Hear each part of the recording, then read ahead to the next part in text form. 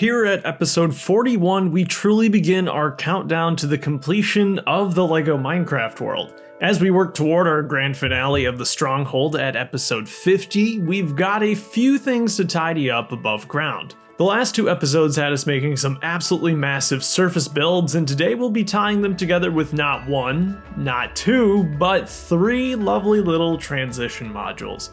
What are we waiting for? Let's get to building.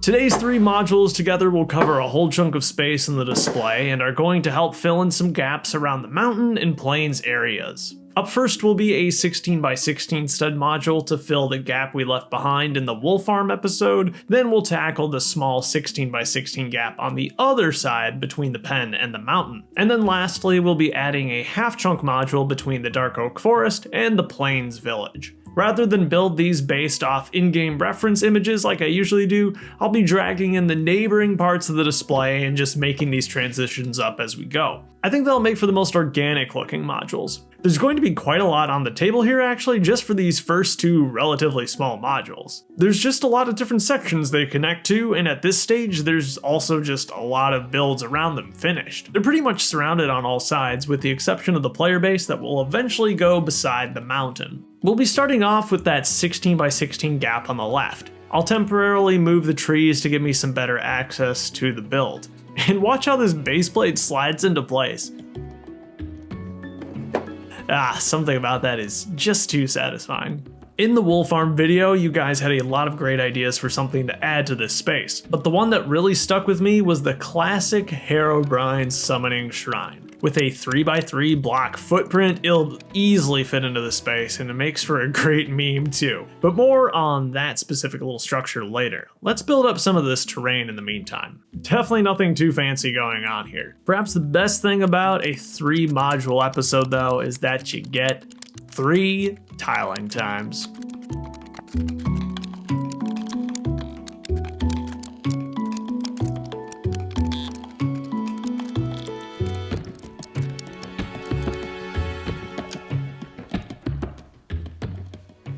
And here's my little Herobrine summoner. Oh, I remember building one of these back in the day in Pocket Edition, and much like back then, mine here still doesn't work because I don't have Herobrine. So I guess he's gonna have to spawn Shirtless Woody here instead.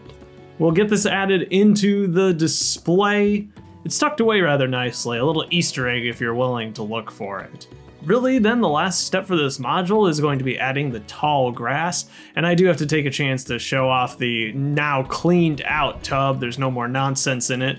Well, besides this one new variant, I guess. But isn't this lovely? And we still have not made a dent in it. And with those trees from earlier back in place, this first module is done. We're gonna move on over to the right to the other side of the sheep pen to fill in this other 16x16 gap. This one is going to be a bit more involved simply because the terrain is much higher here. The main objective of this individual module is going to be to continue on that staircase on up to the player base. And yes, I know I keep teasing the player base, and it will happen if those pieces ever show up. But you know what pieces did show up? This is some unexpected bulk brick from one of my lugmates for the Minecraft world. This couldn't have come at a better time, honestly, because we're going to need a lot of filler to build up this tall little module. Thanks for the bricks, Luke. They're already getting put to good use. Now that we're finally up to height with the rest of the terrain around this, we can attach the staircase. This is going to ascend an additional 3 blocks up to this plateau on which will be placed the legendary player base. This module also gives me a bit of an opportunity to cover up that ugly new crazy wall that I made on the side of the mountain. It's fun to see the rest of the terrain here starting to take shape. It's definitely the most dynamic part of the display. But hey, it's time to lay down some more tiles.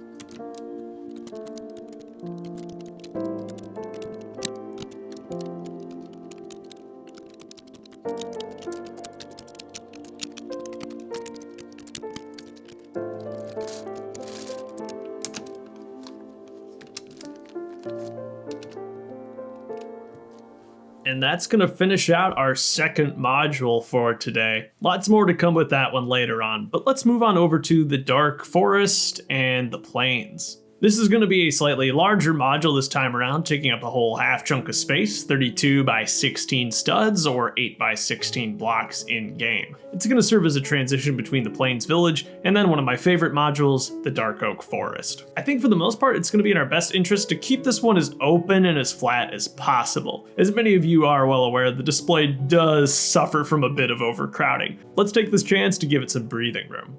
But I can't help but think that even this is just a bit too flat, especially when we place it alongside a whole chunk of flat space. So instead, I'm going to carve out part of this module for a small little pond. Ponds like these pop up all over plains biomes anyway, so I think it's going to fit right in.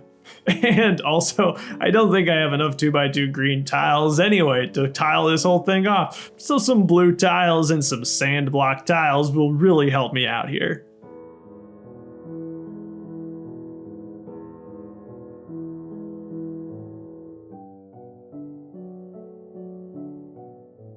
As is pretty common for these ponds too, I'm going to add some sugar cane on the edges. I am also missing the 1x1 round tiles that should go on top of these, but we'll get those added eventually. Now, let's get to our last tiling session.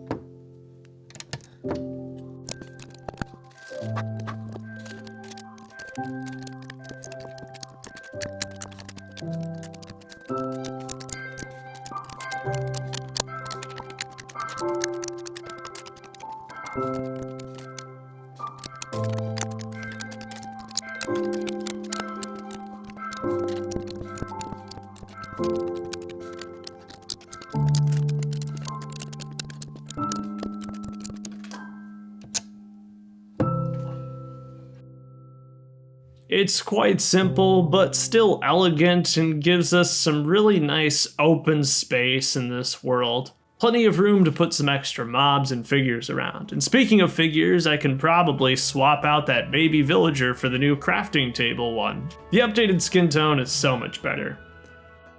And here's the whole world all back together.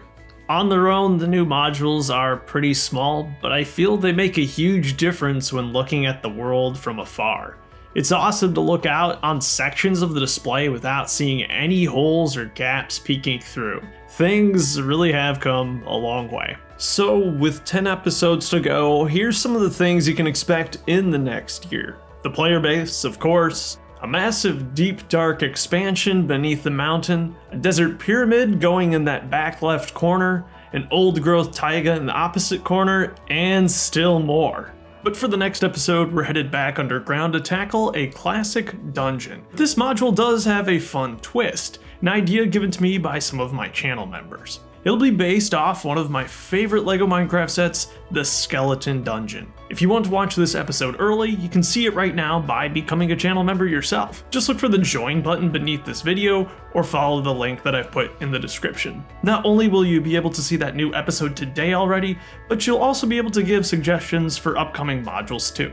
But anyway, that's all I've got for this time. I hope you have yourself a great life, and I'll see you again soon.